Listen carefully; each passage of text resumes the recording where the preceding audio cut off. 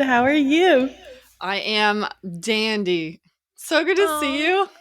it is so good to see you too. It's been too long. Way too long. Tell me everything. No, this is about you. No, give me about you a little too. Oh, okay. I don't mind that. You know what? I need to turn myself down because I'm really loud. I also have like the double echo going on, so it's like very Oh, annoying. how is my audio? You could be a little louder. I could be a little louder. You want me to just like get in here? Sure, if you want to get Okay. closer. Okay, yeah. I can also edit it. I'll be sexy with the mic. Let me put it on There you go. a couple books. Okay. Books are where it's at. I All agree. right. That's what my camera sits on, is a couple books. Okay, is that better? Yeah, that's good. Just like up in my business now. It's probably because like I hear myself so much louder than I hear you. And Yes, and I have heard myself on podcasts and I'm quiet for some reason. So oh, like your voice automatically just gets quieter. it's got to be my microphone because my voice is loud and in charge over here. Yeah, you sound good though.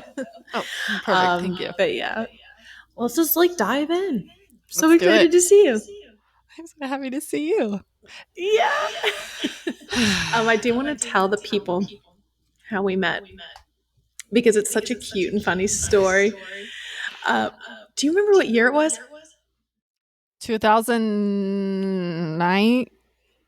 2019, 18.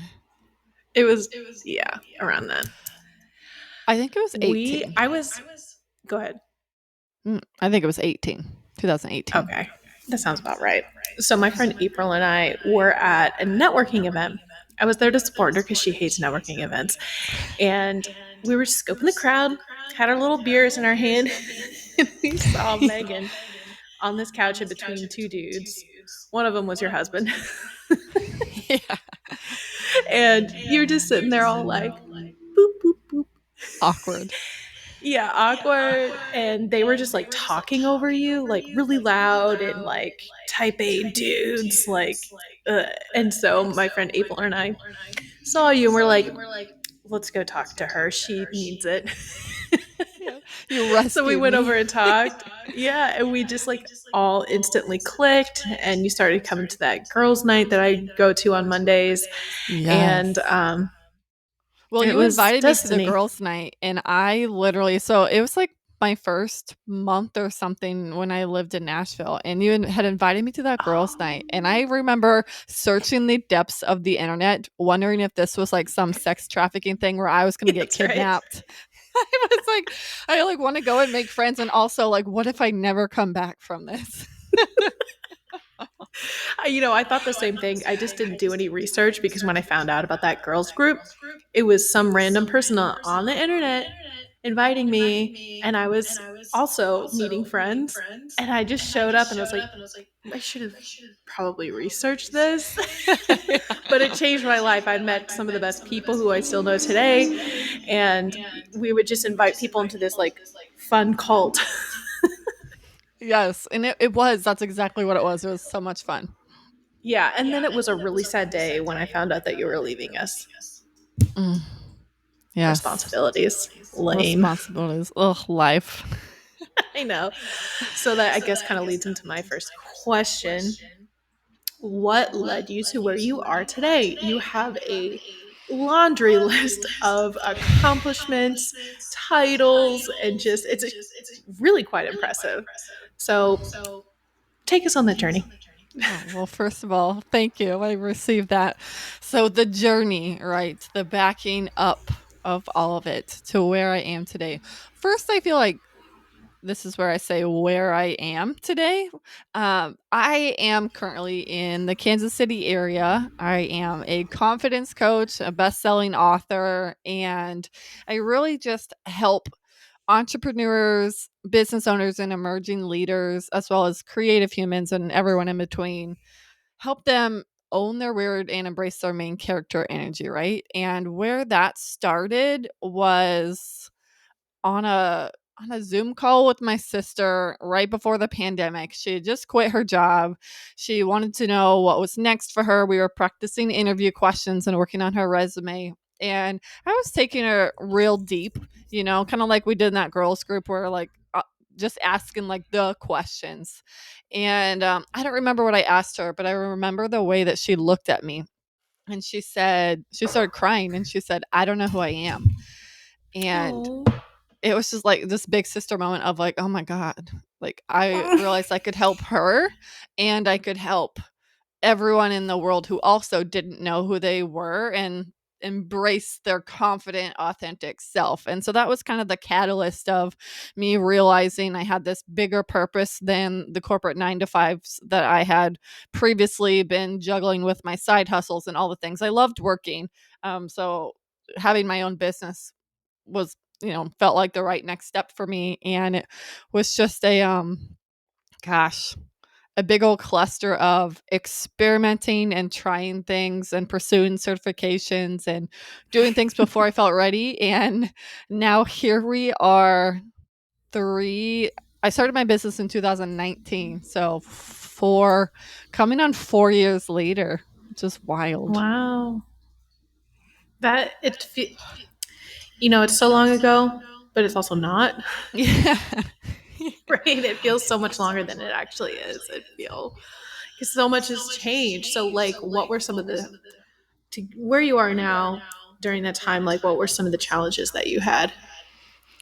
I would say some of the biggest challenges I had were sticking to a business where I actually had no idea what I was doing, right? Oh yeah, I feel like all new business owners kind of go through this where you're like, email marketing, what the F is that? And how do you make a lead magnet and all those things? Like the challenges were all the technological side, like the technical things, to where my yeah, zone is of genius is coaching and helping people, right? Like I'm very tough love and all those things. And that's like, I thrive there. Give me a glass of wine, let's go to dinner, and I'll change your life. But you put me in front of, like, I keep thinking of, like, I use ConvertKit for email marketing and creating like automated journeys for me and like Dubsado automations, like that sort of stuff is not my jam, right? Like I would say that's my biggest challenges were things I didn't know how to do in my business that. yeah. For anybody, really. Yes. Right. But now, like, I mean, I actually had a reel yesterday that was like, it doesn't get easier, you just get better. And so if you're listening and you're Okay. like, this is really effing, do we cuss here? Can I? Yeah, you can cuss Okay. all the time. Watch me censoring myself. You're in your business and you're like, this is really fucking hard. It doesn't get easier. Actually, you just get better at it. So keep going and it will Amen. feel easier. Right. So just like, don't let it stop you. You'll get better. Yeah. How much did you have to tell yourself that? Oh my gosh. You know, one, I had to tell myself that, but I had to have other people tell me that. So I was fortunate in my early business days to have, other business friends who had kind of been through the ringer, who were coaches and could help me with all my questions. I'm like, how the fuck do you do business stuff? That's Yeah. I think one of the biggest things is just like a lack of confidence in things we don't know about, was probably my biggest struggle. It was all an experiment, and now here we are. So you're still actively coaching? Oh, yeah, absolutely. So, I mean, obviously you're a confidence coach. That's why people are coming to you. But are there other reasons why somebody would employ you for for your services? Yes. So one for sure, the confidence coaching, and a lot of them are business owners because in business, there's roadblocks we come to, but it's not those roadblocks that are the issue. It's how we feel and think and perceive those roadblocks that are usually like the issue, right? Um, it's not the email marketing that's the issue. It's the things we're telling ourselves about who we are because of the email marketing. Right. People also hire me. I'm also a Reiki healer. So people come to me for energy healing. I really only do virtual healing. So from the comfort of my office, and you can be wherever in the world you want to be, while I work my energy healing magic, which is a lot of fun. How do you do And that virtually? I just don't, I can't comprehend that. right? It's so hard. And this is something that I'm still learning is how to explain it. So there's different levels of Reiki. And if you're attuned to Right. level one, you can only heal in person. I have gone on Oh, and received further attunement for Reiki level 2, which means that you can heal remotely. And what I do is essentially called like remote viewing. And so wherever you are in the world, as long as you give me permission and you give Reiki energy permission to like flow into you, I can access your chakras from where I am through. I usually set up like a special like Reiki station on this like futon back here with crystals for each chakra and heal those which are a representation of you. oh. So it's like a whole get up. I can't just be like, all right, well, right now, let me. Totally. I mean, I could definitely send you Reiki healing energy, but there is like a whole setup and me Yeah. clearing my energy. I mean, if you wanted me to heal you right now, I might send you some kind of weird vibes, right?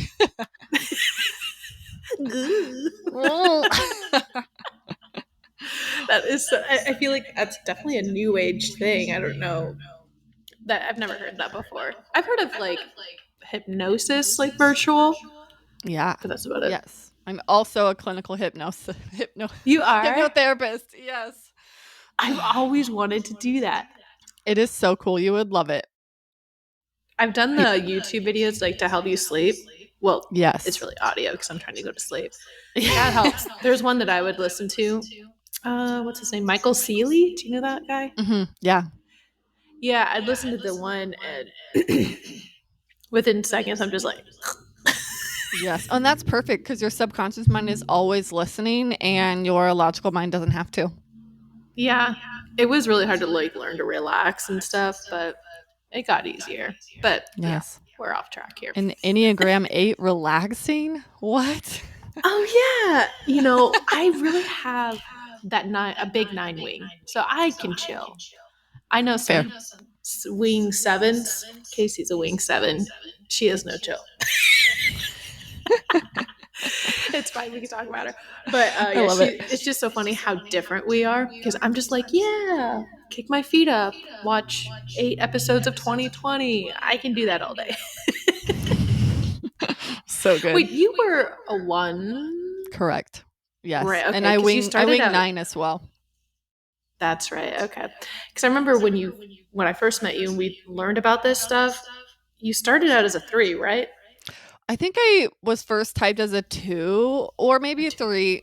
And it didn't just like really resonate until we just like dug deeper and we're like, no, this girl's a 1. It's a hard. Who helped you figure that out? Was it you?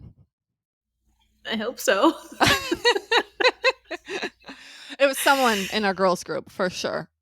I loved those conversations. Just like that's what we would talk about is the Enneagram and just asking each other questions. That was the best. So we do Enneagram consults for our clients, and well, I do them for the clients.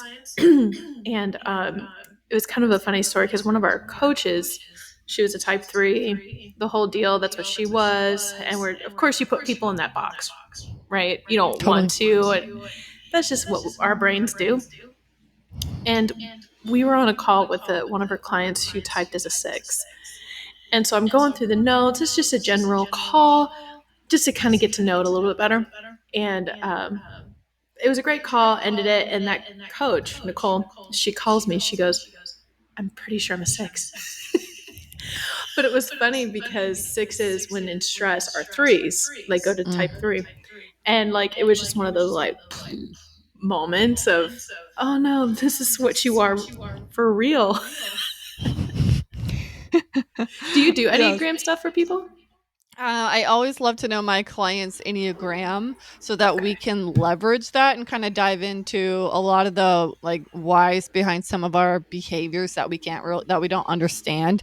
And that really helps explain a lot and helps us move forward with confidence, knowing kind of more like just the self-awareness piece is really important. We dive into human design as well, Absolutely. just because that's really important.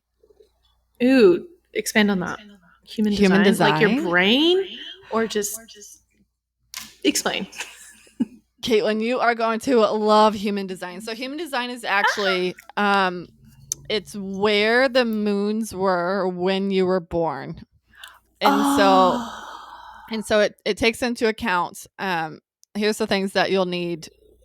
There's no quiz. It's like you put in your exact time of birth, the location of your birth, and the date of your birth. So those three okay. things, and it will tell you you can be a generator, a manifesting generator, a manifester, a reflector, and a projector. So there's 5 different energy types. And so it's like a combination of, gosh, I'm going to butcher this. There's so many different, it's like Eastern medicine, Western medicine, Chinese, the Qi Gong, and like literally so many things. And it is like the results look like just some kind of crazy ass puzzle. But it tells you your energy type, which is important when I work with clients because it helps us know.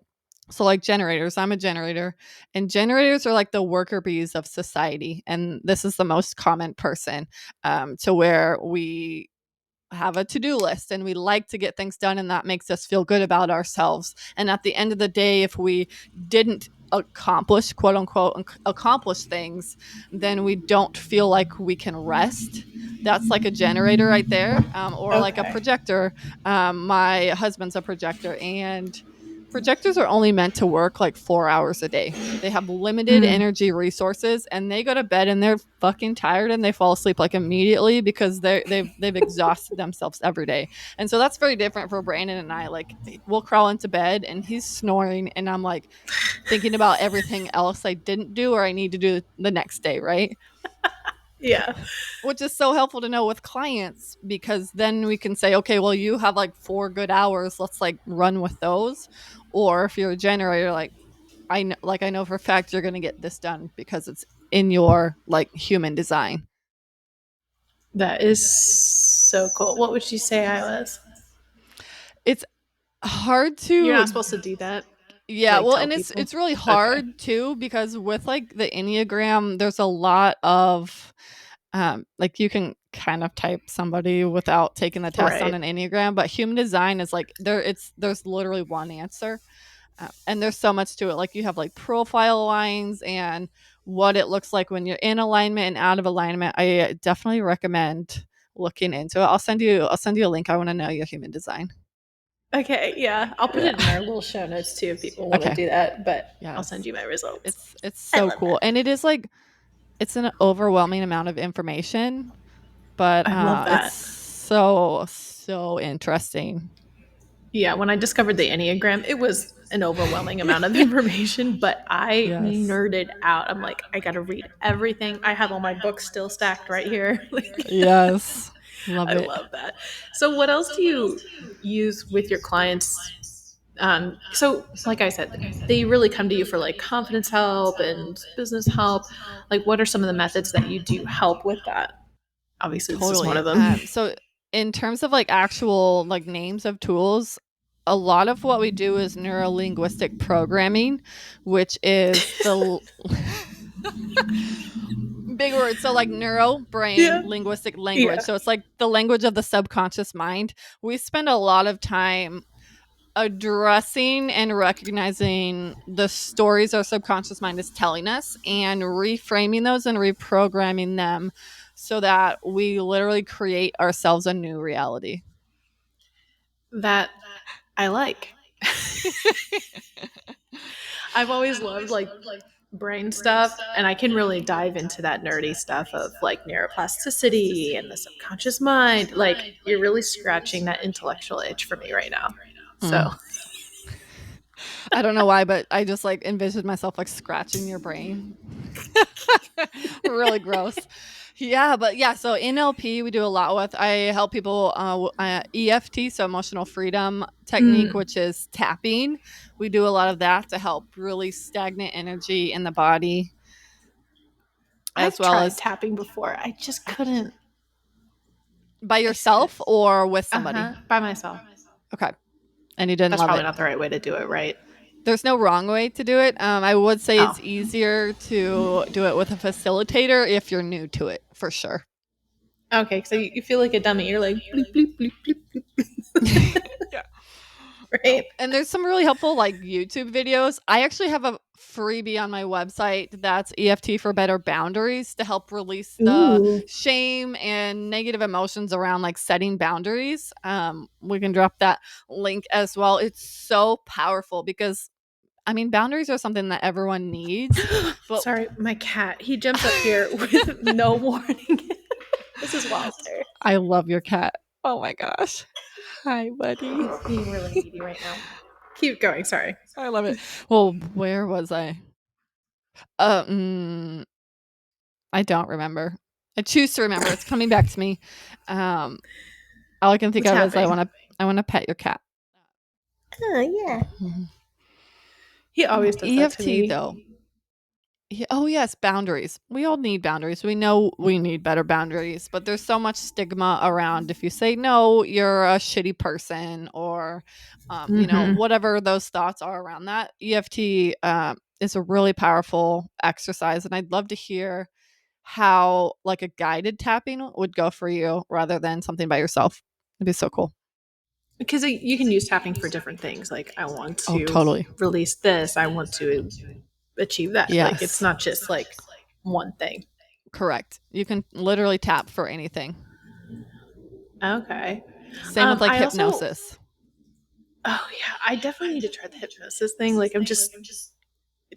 It sounds kind of freaky because you don't know what's gonna happen or what's gonna be unlocked, and how your life might be ruined for a minute.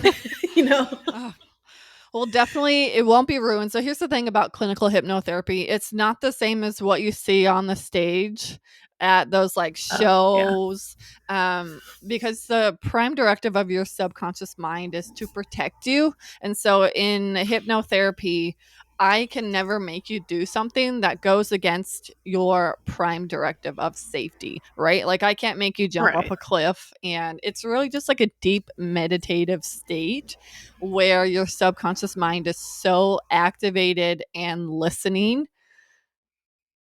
It really, if I could just describe it to you simply, it's just like hella meditation, right? Oh, okay. Because what I think about is like kind of like what EMDR would be is just like unlocking a memory I don't really want to remember. Yeah. I mean, I have had a great life. Don't get me wrong. But what am I not remembering on purpose? What are you not remembering on purpose? I don't know. If you were to know. If I were to know? Mhm. Wait, what? If you were to know what you were not remembering on purpose, what would it be? How would that help me? I'm confused by the question. You're thinking too hard about it. Yeah. Oh, brother. I was Okay. unlocking that memory you didn't want to unlock. I You can wasn't keep it thinking hidden. anything in particular. Oh, Hank. Okay. I don't know. Anyway, I do want to talk about your. You said that you're a boundary coach, or what was the title? Boundaries expert. Expert. So I love boundaries as a type 8. Set them up, walls all around me. Totally. Yeah. And I mean, to that, I'm going to challenge you. Is it a wall or is it a fence with a gate? Ooh. So it's like, what you mean by that is that it's a boundary that I allow people to cross sometimes. Totally. If I could explain boundaries in like a really simple term, it's just expectations that we communicate, right? Energy that we allow into our world and energy that we don't. And there's certain people that have great energy and we don't need any boundaries with them because they understand where our fences are, right? But then there's other people, like say you have a really shitty neighbor, you're going to need your fence and maybe your door's open and they can come in if they want, but maybe your door is closed and you're unavailable for your neighbor, whatever, whatever that looks like. But they're not really walls. They're more like fences with gates because we get to decide. I see. I see. Hmm. That makes sense. I when it comes to me, because we're talking about me, no, I do love the boundaries because it really has helped me personally interact with other people. So because I naturally push other people's boundaries without even knowing it. And I've hurt people's feelings despite how well meaning that I am. Um, so when I push boundaries, it helps me see where they are with other people. Um, and sometimes it's not always the best way. What's like, have you had people like that before? Like, I mean, I've gotten a lot better at it as I've gotten older and more mature and grown. But my dad was like that. Mm. He didn't really Yeah, grow out of it though. totally. I've seen all kinds of kinds. What's the question behind the question, Caitlin? That's a good question. This is taking a turn. I love it. Um, so I guess it's becoming more self-aware of when I do that. I've gotten a lot better. Um, and that filtration process has been kind of stressful because it's like constantly monitoring yourself and how you're treating other people. Even like I've always had like the best intentions with every interaction, 99% of the time. Let's be honest, right? Mhm. Um, so it's like I still there's times in my life where people will come to me and be like, Caitlin, we need to talk. And I'm like, oh no, what did I do? And it's this whole thing where I hurt their feelings or they got offended, and it's like I'm just crushed, because I never want to hurt or do anything like that to people around me. So what would be your advice? So what I'm hearing is you're being authentically yourself, and there are times when that upsets people. Is that right?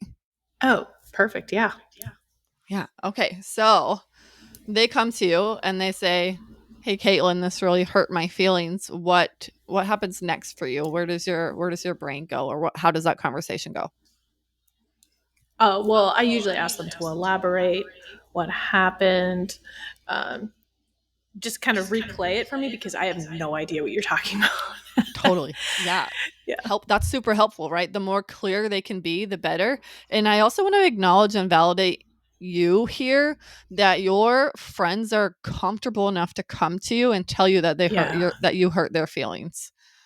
Right? Like that's way better than them silently stewing and shutting you out of their lives because they didn't like this one thing that didn't align with however they were feeling that day, right?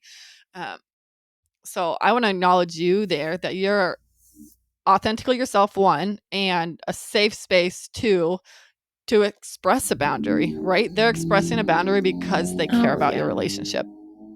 And I've had And to, and I've known that about myself. And when I've met new people or had new roommates, I would tell them, like, if you have a problem, like, I would tell them how I am. Like, I will probably unintentionally hurt your feeling or just something. Like, but I would always tell people how to confront me because I know it can be intimidating. And I'm sure there's going to be a moment where they're like, Caitlin's a bitch, you know? So yeah, I definitely make that clear to as best as I can, clear to everybody around me that like, don't take what I do personally, please. I'm mm, just trying to have fun here with my life. Caitlin, I have never once thought you were a bitch. Oh, well, that's because you're you. Thanks. Yeah. I've grown a lot. I'll give myself that. That's a really great question though about being on like the receiving end of boundaries. And Mm, I would say cuz like setting boundaries is difficult, but so is hearing one, right? Like they both yeah. fucking suck. So how incredible that you're also listening and you're taking in that knowledge and you're saying I can, you're choosing to either do better or be like I don't receive that feedback, and you get to decide. But how powerful that you're willing to just acknowledge exactly what happened rather than dismiss it. That's so cool. Oh, thanks. Because I never want people to feel dumb or like, you know, do what my Well, it's dad would do also and just not be your like, it doesn't matter. responsibility. It's not your Yeah. responsibility how they react to what you say. Like Yeah. And that's a that boundary really too. helped. Yeah. But so for the people who aren't like myself, and I have no problem confronting people or expressing myself in a boundary way, how do you help people who really have a hard time like doing that? Mm, totally. Actually, most of my clients have a hard time doing it. I would say confront is probably a word that they would shy away from just because Yeah. just the idea of confrontation makes them sweaty. For them, it's a conversation where they're coming from a place of love because they care about the relationship. So they want to communicate an expectation. And, my advice for people, if you're struggling with something or something makes you feel some type of way, the easiest time to communicate that is as soon as possible, right? Yeah. Not like 3 months down the road when they've been pissing you off for that long and then you blow up on them, right? Or their feelings are hurt because they've been doing that for that long and they didn't even know that they were hurting your feelings, right? We can't expect people to read our minds. And so when I am working with my clients, we even kind of role play like I'm the mother-in-law and they're them, and then we switch, and then I'm them and they're the Oh, what a great mother-in-law. So we idea. see the perspectives and we get to practice and get out the emotions. And it really is, it's not easy, but No. it's worth it. If you care about the relationship, boundary setting is so important for protecting your energy and your life, really. Yeah, I think a lot of people experience that after like, the 20th breakup or something. They're finally like, I'm done. The next one. And then they're like really hard set on like their red flags or their, what do you call the, non-negotiable, things like Mm. that. And it's just like, Mm. why did I have to go through all of this in order to have this confidence to lay my boundaries down? And I think it also comes from a place of vulnerability too, especially during a relationship, because that's been a big part of my journey over the past like 7 years. In the moment of like a emotionally charged situation, saying what really matters to me regardless of their response. Totally. Yeah. That's really It's hard. difficult, isn't it? Yeah. Yeah. Yeah. I always say Brene's Brown book changed my life. You read it, right? Which one? Oh yeah, the Daring Greatly. Yes, great one. Yes, and also Gifts of Imperfection. If you struggle with boundaries, Gifts of Yeah, Imperfection's a good one. that is a good. I haven't read that even longer than I haven't read the other one. I should pick that back up. Mhm. But I do want to talk about your book. Mm. I saw that you launched it, and or that you were, when I first learned that you were writing one or that it was coming soon, my little heart just exploded for my friend because that's a huge deal. So Thank what led to you. that creation of that? Was it just kind of always in the background, or it just kind of hit you one day that you got to do it? There's actually a home video of me in like third grade at the Christmas program wearing this stupid fucking wreath on my head and this like robe and standing at a microphone. And I went up there and I said, when I grow up, I'm going to write and illustrate children's books. Like, that's what I said as a Oh, third grader. Everybody else was like, I'm going to be a princess or a firefighter. And I was like, I'm going to be a published author. And that was always a running joke in my family of like why I said that. I don't know. Because I never really thought I would actually do that or do any kind of writing, and just it wasn't really ever on the back burner until last year, August 18th. It was the night of my 31st birthday. I was feeding my baby in the dark nursery, sitting there in the chair. I mean, you've got plenty of room to think about shit because you're just alone. And I just got this download from the universe that was like, I'm going to write a oh, book and I'm going to call it Main Character Energy. It just like that that was the thought. And I was like, and immediately I thought, fuck, I've got to get going because like Main Character Energy was like just becoming like a saying back then, right? And I was like, yeah. somebody's gonna take this idea and write it and like publish a book before me. Like, I had this panic that somebody like that I would lose. My deepest inner critic tells me that I'm not special. So I was Oh, like, I'm gonna be unoriginal if somebody else publishes a book called Main Character Energy. So I got to work, right? And it took me less than a year. We published it. It went shut live on up. August 17th this year, and in 10 days hit #1 bestseller. On Amazon? Yeah. Or just oh, Yeah. I want to give you such a big hug. That is awesome. I Thank started you. reading it. I'm not very far into it, but it's one. It reminds me of like Jen Sincero's. You are a badass. It's that same vibe. I love that, and I Mm. always recommend her book for somebody who's not really into like the self help stuff because that's easy. Yes. It's lighthearted, but also makes you kind of think and Mhm. look inward. And that's exactly what I get from what I've read so far in your book. It's funny. It's definitely you. I love it. Oh, I can't wait to finish reading it. thank you. I can't wait to hear how you like it. Yeah, the feedback has been incredible and just like overwhelming. Um, it's so badass. I checked earlier and there's 430 books in the world right now, and I'm in like 9 countries. Oh, are So you still cool. geeking out? I'm like geeking out, like checking the stats. Once I hit number one bestseller, I let myself like chill and stop refreshing the page. Like, because like that was like for me, like that was that. I mean, that wasn't the goal of writing the book to be a number one bestseller. The goal was to help people embrace their weird, and main character energy is a permission slip to show up authentically as who you are, no matter what anyone else thinks or says about you. Right? Like Mm-hmm. you're the main character in your story. And that's what like the entire book is about. There's some really great movie references and examples of like main characters and their journeys, and gosh, to land the bestseller title and have that really beautiful seal on my book, Oh. it's so cool. It's like it feels like one of the coolest things I've ever done. I also had a baby. That was really hard.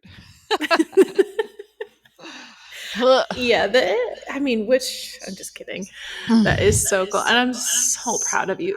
And during that time, how old is your daughter? She is almost a year and a half now. Right. So you're writing a book while being a new first time mommy. Yeah.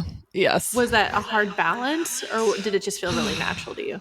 It was actually really difficult because like I followed a book coach on Instagram who he was like, you need to put 30 minutes on your calendar to write every single day. And as a new mom, I was like, fuck you. I don't have like one, I don't have that kind of energy. And it was a really weird balance between wanting to write and wanting to mom, and Oh, just like yeah. every once in a while that inkling of I'll sit down to write and then she would wake up and I would be resentful. Like there was so much involved, right? um, I was actually able to do most of my writing in the book. I took like 3 weekend getaways where all I did was write, um, and Okay. that's where I got most of it done. I actually wrote the entire outline at a bachelorette party in the sauna. You're So I hilarious. I decided I was going to write a book on the 17th, and then literally the next weekend I went to a bachelorette party and it was like at a spa, and everyone was booking like mani pedis, and I was like, I'm booking the meditation suite by myself, like leave me alone. Like we'd been That's a drinking. I was great like I was like idea. I do not want to interact. So I'm laying there naked sweating. There's the cool like lights and whatever, and I just Yep. started like getting more downloads from the universe, like this is a chapter and that's a chapter and this is like, I was like, holy shit. I like put my robe on and I ran back out to the front and I was like, do you have any paper? Like, I have to write something down. That's And so they great. they handed me some like scrap paper out of the trash and a pencil, and I just like took it back with me and got back in my little meditation sauna and wrote down. I took a picture even, just like the outline and what the supporting stories were, and almost all of that made it into the book. It's just wild. Ugh. So it was literally just all a download from the universe. I love that you took it and ran with it. And it probably was. Did it feel intimidating at times or just kind of like a bigger mountain than you realized? Oh my gosh. There were times when I thought I would never finish it, and I was like, what did I even do? And on one of my writing retreats, it was like a 4-day one, and on day 2, I literally went outside in my slippers and just like shouted into the cold air. Oh, Like I was like, "What? This is so," like poured like a big ass glass of wine. It was Writing a book was the second hardest thing I ever did, right? Because Sonora, but a it baby. That's yes, kind of there hard. were there were so many times where it felt like the project that was never going to finish. And I hear myself say that. And I know that I did it in under a year. And some people, take decades to write their book. Yeah. But I wanted my book to be out like ASAP. I was like, this story for me is finished, but it wasn't. Yeah, I really appreciate that about you because when I have an idea, I got to do it right now. Like it Yes. needs to happen right now. Yes. Well, and I mean, you've read Big Magic is that I was a just going to bring that up. Uh-huh. I I was love that worried book. that if I didn't run with that creative idea, somebody else was going to get it. I'm like, no, 'cause of this is that my story. idea. Yes.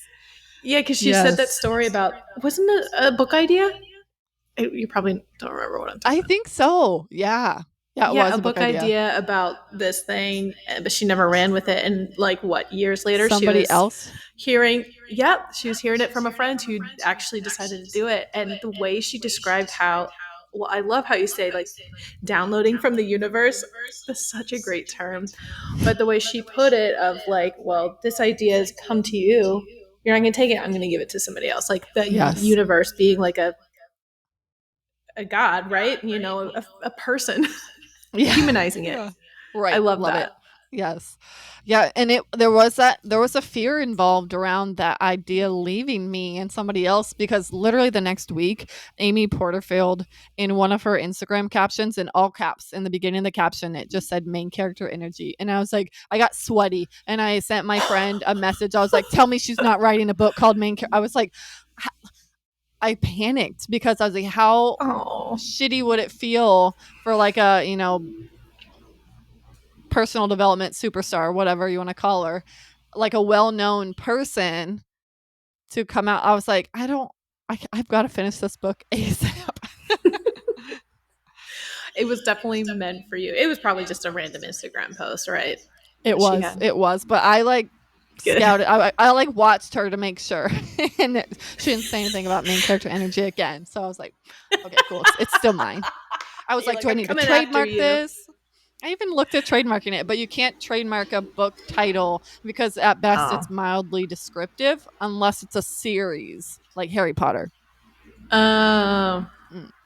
Or unless I was going to write a main character energy 2, which I'd probably just fucking call it something else, right? Right. It's yours. I wouldn't worry about it. Yeah. You did it first. I did it first. It's been done. How, as far as like being a mom during that process, how has it helped you? It's a really great question. And it really, being a mom during the whole process, and being a mom, like running a business at all, it really, I had to cut the bullshit. Like, there was no more fucking around and scrolling reels forever looking for inspiration. Like, I had to do the things that mattered the most in the amount of time that I had. So I got smarter with my time, right? I stopped doing things that didn't bring in money, and I started focusing on the tasks that like went the farthest and made the most impact and helped the most people.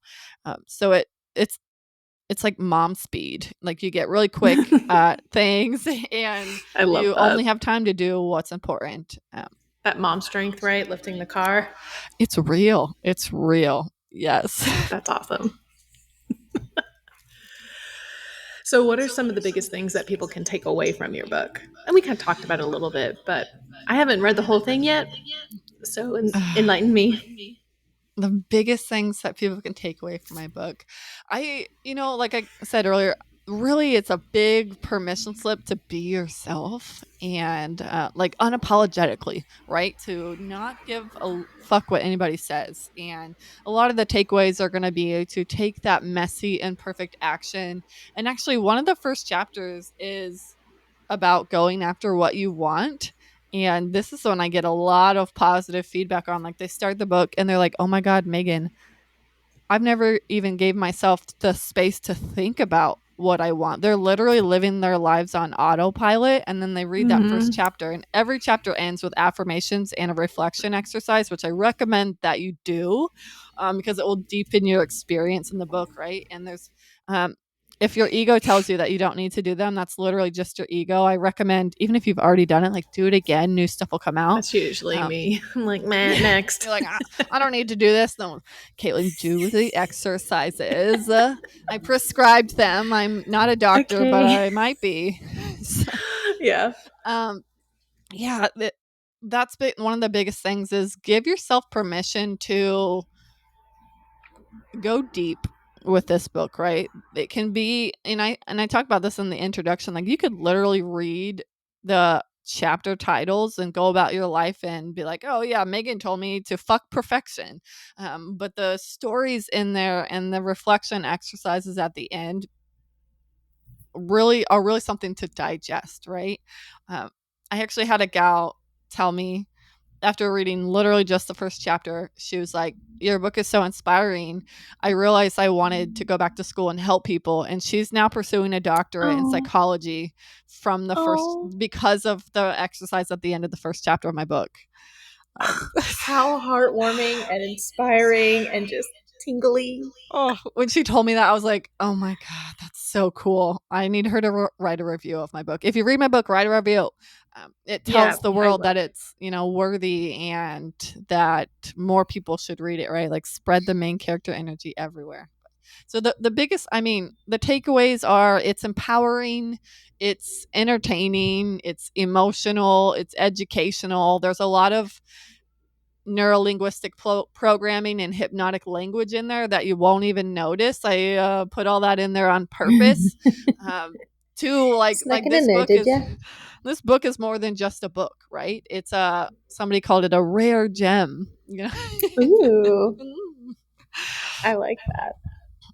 Thanks. That's so great. I am so happy for you and excited for you. And are you, I guess I shouldn't ask your location on a recording podcast, but I'm from Nebraska, so sometimes I hit up Kansas once in a while. Yes, I do live in the Kansas City area. Oh, Kansas City. Okay. Yeah. If I'm around, I'll hit you up because I do miss you. And we always had so much fun, especially that night at Alex's house. I always tell people that night. My gosh. Do you remember? Oh, yeah. You know what I'm talking about? Do we remember? Can we talk about this on the podcast? It's not really legal in Kansas, but I wasn't in Kansas when we did it. Well, it's not legal in Tennessee, but I think at this point people know what we're talking about. Totally. Yeah. Well, so I'll spill the beans. Spill the beans. This is so funny to me. So what did we call it? A crock pot party? This is one of my core memories, by the way. With an Instapot, we created THC oil and then made cookies and gummies, and which sounds like it, first of all, it was so much fun and scientific and whatever, but what we didn't account for was all the taste testing that we were doing along the way. And so I'm a lightweight with that stuff. Oh gosh. That was like when Schitt's Creek was really popular, and I spent the entire night acting like Alexis Rose. And I was so good at it. I really remember because we had music going, and but we had rap music, and you were spitting all the lines. And WAP came on, and I did the entire dance. Yes. I need to go back to that memory. I want to relive it so bad. It was just obviously we were laughing all night long, a core memory. A core memory, and I went home and threw up. You did? Well, I was so car sick because it was 25 minutes in the car. I was unwell. By that time we were all just rolling a little too deep. Yeah, real deep. I don't know if I ever told you my side of it, but I had gotten, well, I can't remember how long you stayed. I don't remember anything. I gotten, pretty high. And I had to move myself to the couch. It was Moana was on. A mountain.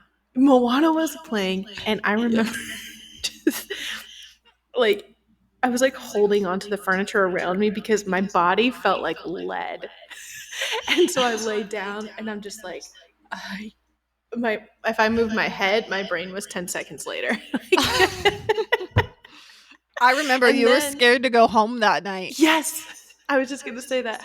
I got paranoid that I was going to get a male Uber driver and they were going to know that I was in a different altered state and that they were going to take advantage of me. And if I tried to fight for myself, I'm just like, I can't do anything. I really was paranoid. And I know that happens when you do a little bit of that stuff. But I was okay. I got a lady driver. But I stayed awake the whole time because I was like, you never know still, even though she's a girl. Stay awake. That was fun. Aw, I think the those homemade are the aspect memories. was really fun. It really was. We only did 2 of those nights. The second one you weren't there. I think you had moved away at that point. But memories. Well, anyway, one of the last questions I do when I ask you is if you could pick one person to positively influence and connect to our listeners, who would you recommend? I thought about this question all night long. Really? Because I wanted it to be a good answer, right? And I was like, how to recommend one person, right? But if there's one person that had, is it somebody I know personally or somebody aspirational? Both. Let's go Both. Okay. So the person I know personally is actually one of my business partners for the retreats that we host. We're literally going to Costa Rica. Okay. And I'm so excited.